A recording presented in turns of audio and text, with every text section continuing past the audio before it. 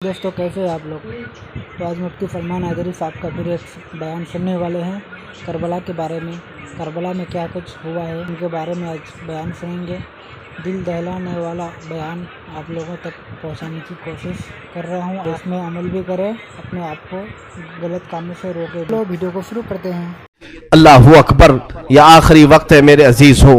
हुसैन इब्न अली रदी अल्लाह ताला अन्हु के घर में सिवाय उनके बेटे ज़ैनुल आबिदीन के जो बीमार थे, उनकी उम्र 22 साल की थी, कमजोर थे, बुखार ज़दा थे, लेटे हुए खीमे में बुखार से उनका जिस्म तप रहा था। वो सारा मंजर वो अपनी बीमारी में देख रहे थे। अब कोई बाकी नहीं था, बच्चे को तक नहीं छोड़ा तो कौन बाकी रहेगा। इमाम हुसैन इब्न अली रज़ियल्लाहु ताला अन्हु ने देखा, कुरान को जल्दी से खोला, तिलावत करने लगे। अचानक खीमे के दरवाजे पर देखा, आहट महसूस हुई तो उठा करके चेहरा देखा तो इमाम ज़ैनुल आबिदीन जुब्बा पहनकर खड़े हैं। कहा बाबा इजाजत दे दे। मौला हुसैन तड़प कर उठे, कहा ज़ैनुल आबिदीन मेरे घर में अब बचा कौन, मेरे बाद इन बीवियों को कौन देखभाल करेगा, इन औरतों को कौन ले जाएगा, और मेरी नस्ल तुमसे ही तो चलनी है। इमाम सज्जाद ज़ैनुल आबिदीन को मौला हुसैन ने रोक दिया, बिस्तर पर लिटा दिया और कहा कि अब मेरा वक्त है, मेरा मकाम है। इसी हसना में औरतों को कुछ नहीं कहा। फिज़ा कनीज थी फातिमा ज़हरा की, बुलाया, ए फिज़ा जाओ, अंदर बीबियों के पास एक संदूक है, उस संदूक में एक जुब्बा रखा है, वो जुब्बा उठा लाओ, लेकिन खबरदार ज़ैनब को मत बताना, ज़ैनब से मत कहना। वो फिज़ा गई, जल्दी से वो संदूकचा खोलने लगी और जुब्बा उठाया तो बीबी ज़ैनब देख ली। कहा क्या कर रही हो। कहा ये जुब्बा ले जाने के लिए मौला ने हुक्म दिया है। वो दौड़ती हुई आई, ला मैं ये जुब्बा लेकर के जाती हूँ। वो खुद अपने हाथों से ले आई मौला हुसैन के खीमे में और वो जुब्बा ला करके देती है और पहनाती है। इमाम हुसैन ने कहा, ज़ैनब तुझे मालूम है अम्मा कहती थी, फातिमा ज़हरा ने कहा था, हुसैन ये जुब्बा संभाल कर रखना, ये तेरे बाबा हैदर कर्रार का है जो रसूलुल्लाह ने उन्हें दिया था और मुझे वसीयत की थी, फातिमा तेरा बेटा जब भी मुसीबत में आए तो ये जुब्बा उसे पहना देना। ज़ैनब कहती है सच कह रहे हो भैया, मुझे भी माँ ने कहा था कि ज़ैनब हुसैन कभी अगर मुसीबत में आ जाए, अगर वो जुब्बा भूल जाए तो अपनी हाथ से पहनाना। दोनों ने एक दूसरे को समझाया, माँ की वसीयत पर अमल किया।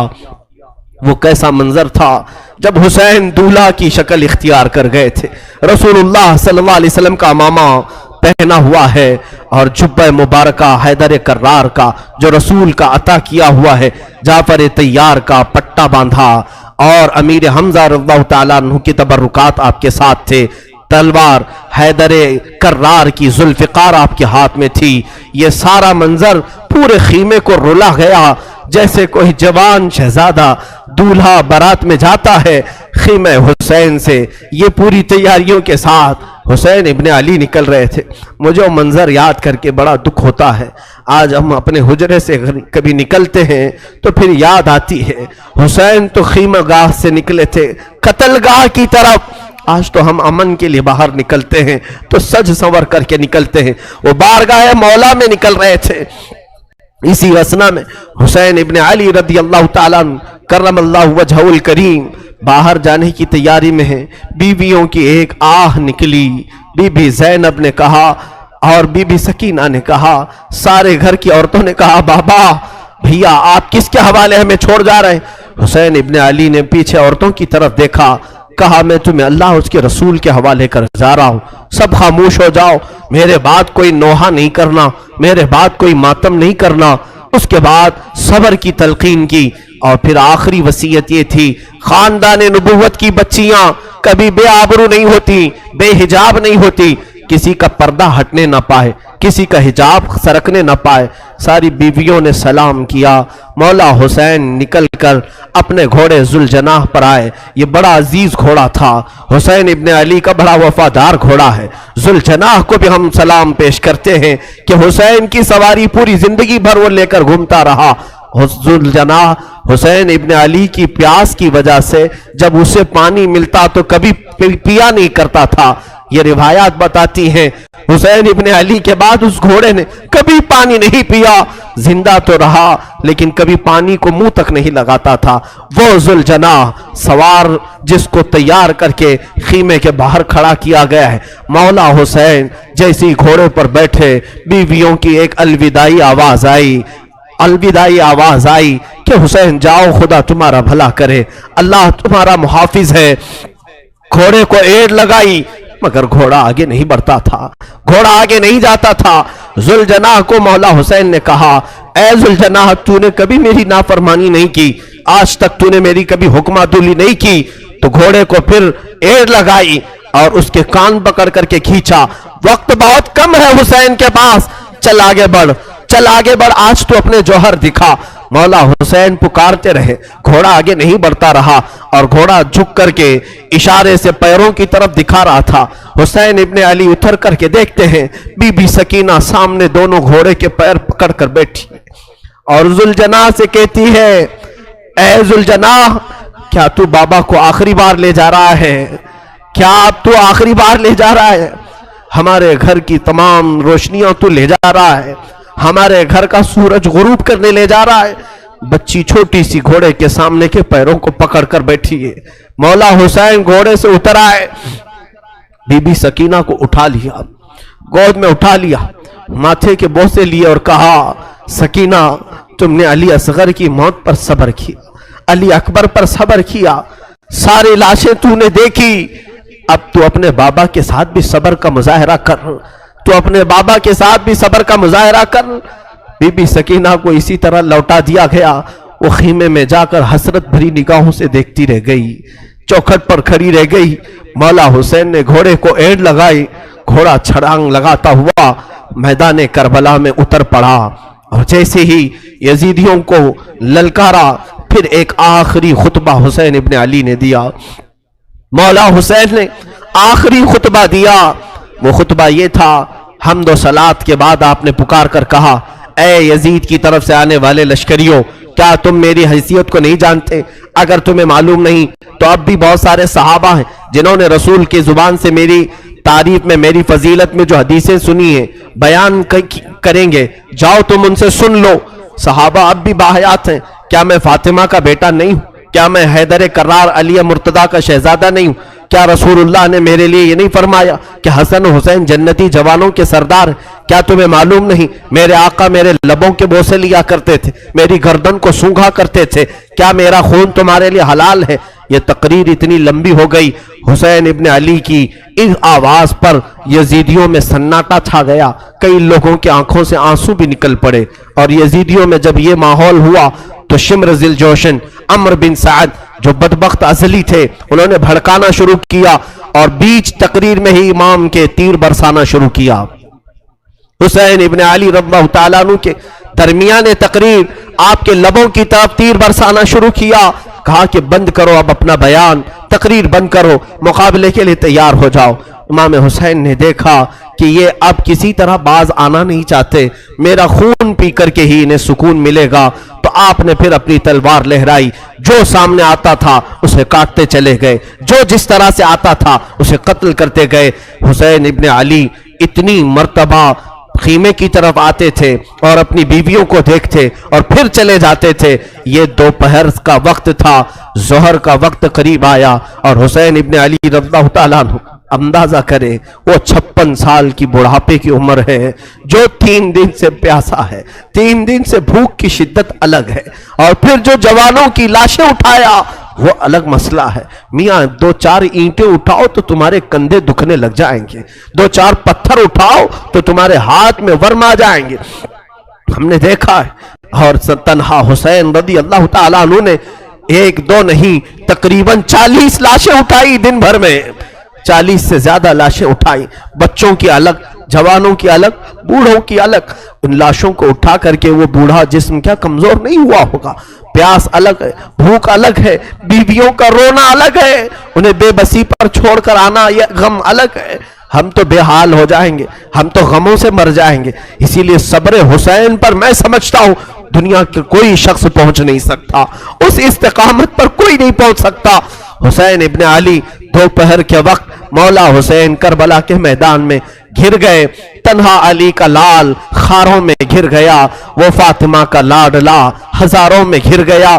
اب حسین ابن علی کے متعلق جو میں نے شروع میں کہا تھا، فاطمہ کے لاڈلے کا آخری دیدار ہے، فاطمہ کے لاڈلے کا آخری دیدار ہے، حشر کا ہنگامہ برپا ہے، میان اہل بیت درمیان اہل بیت رسول اللہ کے شہزادے نے پھر للکارا، لوگوں کو للکارتے رہے اور قتل کا یہ بازار کرم تھا۔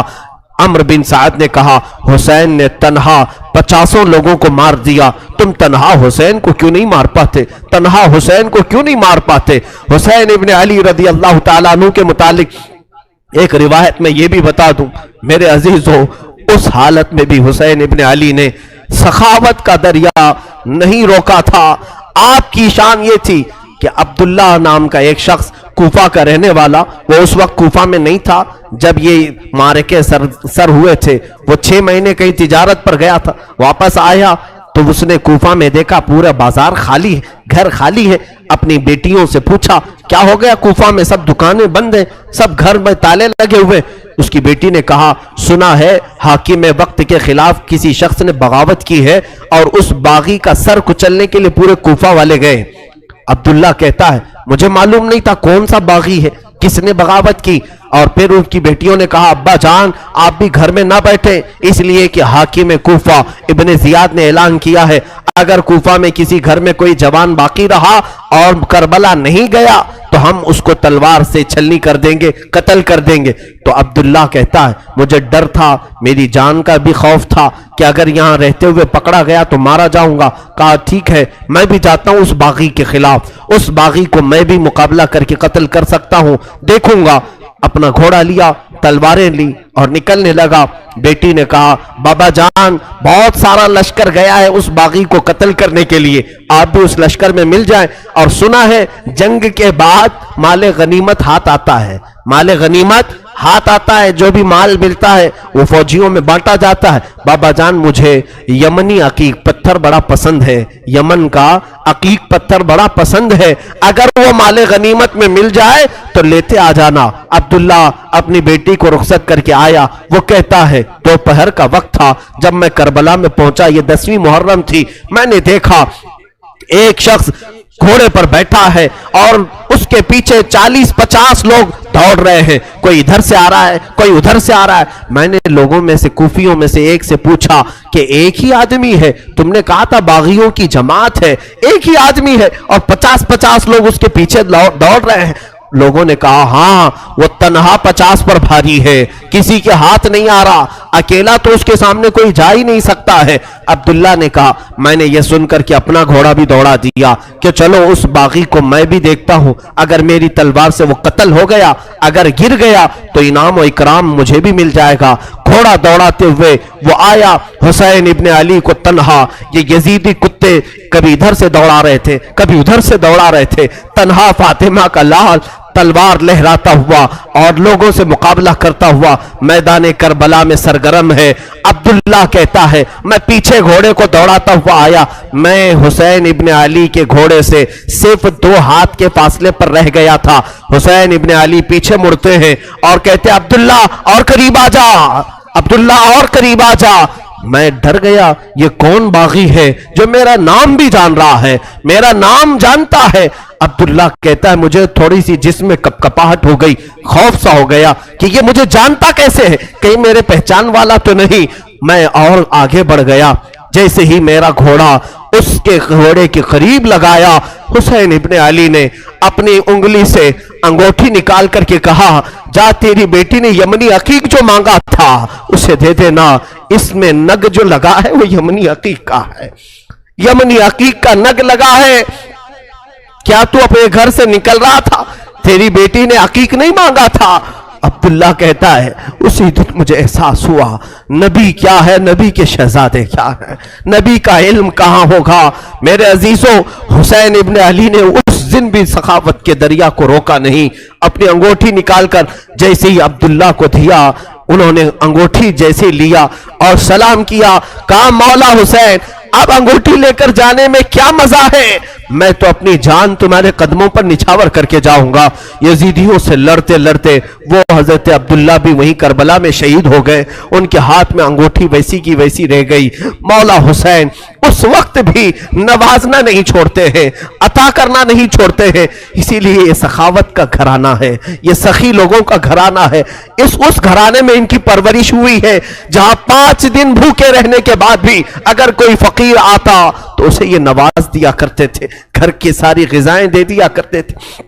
मौला हुसैन रज़ी अल्लाह ताला उन यजीदियों के जत्थे में ऐसे घिर गए थे। दोपहर का वक्त आया, अचानक आपको एहसास हुआ जुमा का दिन है, आज पूरी दुनिया में मेरे नाना का खुतबा पढ़ रहे होंगे लोग और जुमा की इमामतें हो रही होंगी। हुसैन यहाँ पर तन्हा है, जुमा की नमाज भी नहीं हो रही है, मुसाफिर पर जुमा नहीं है, लेकिन जुमा के वक्त का एहतराम तो करना ही चाहिए था। आपने उनसे कहा, ऐ लोगों, हाँ मैं जानता हूं मुसाफिर पर जुमा नहीं, क्या इस वक्त का एहतराम भी नहीं करोगे? जंग बंदी नहीं कर सकते, जंग थोड़ी देर के लिए रोक नहीं सकते कि इस वक्त का एहतराम बाकी रहे? इसी असना में आपने कहा 2 रकअत नमाज पढ़ने की इजाजत मिल जाए। अल्लाह अल्लाह, हुसैन तुम्हारे सजदों को सलाम। दुनिया आज भी कत्ल होने वाले से आखिरी ख्वाहिश पूछती है, तो आखिरी ख्वाहिश लोग ये बताते हैं, घर वालों से मिल लूंगा, फलां वसीयत कर दूंगा, ये जायदाद के पेपर देख लूंगा। हमारी वसीयतें, हमारी ख्वाहिशात दुनियावी होती हैं।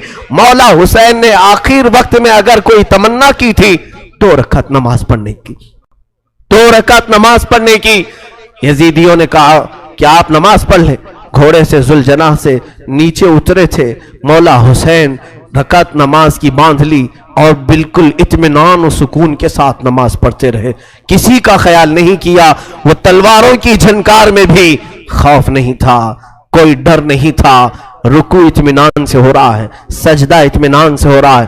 पहली रकात भी मुकम्मल हुई, दूसरी रकात में गए। अम्र बिन साद और शिम्र जिल जोशिन ने पुकार करके कहा, ऐ जालिमों, अब क्या देखते हो, ये अच्छा मौका है, इस हुसैन का खात्मा कर दो, यहीं पर इसका काम तमाम कर दो। खोली बिन यजीद नाम का जालिम बदबख्त अजली करीब आया और सर इमाम हुसैन पर चढ़ गया। अल्लाह अल्लाह, लोगों ने ये तक लिखा है, आपके जानू मुबारक पर जब सजदे में आदमी घुटने लगाता है तो एक शख्स ने उनकी रान पर पैर रखा, दूसरा घुटना हुसैन इब्ने अली की पीठ पर रखा, घुटना रख करके उनके ऊपर जोर दिया।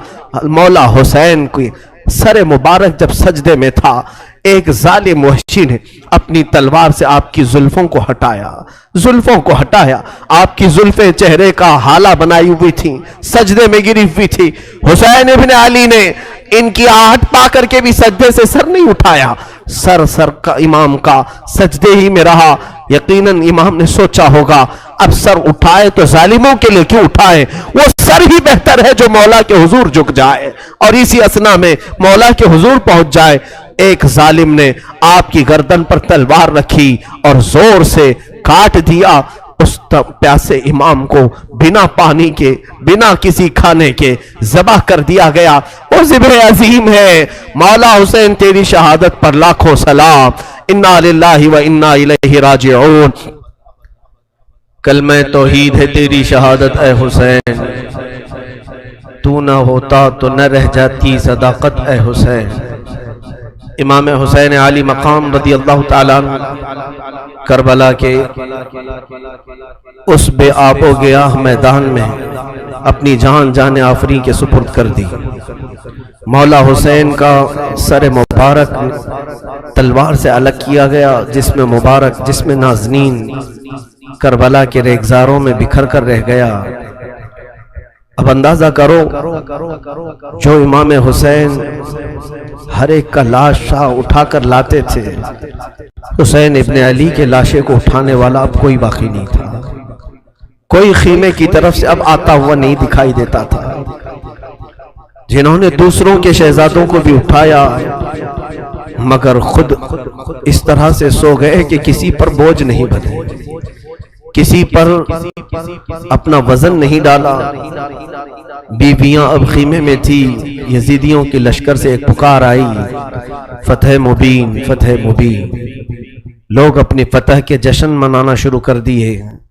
کہ حسین کا خاتمہ ہو چکا ہے، اب یہاں پر ہمارے ساتھ مقابلہ کرنے والا کوئی باقی نہیں رہا، سب ایک کے بعد دیگرے ختم ہو چکے۔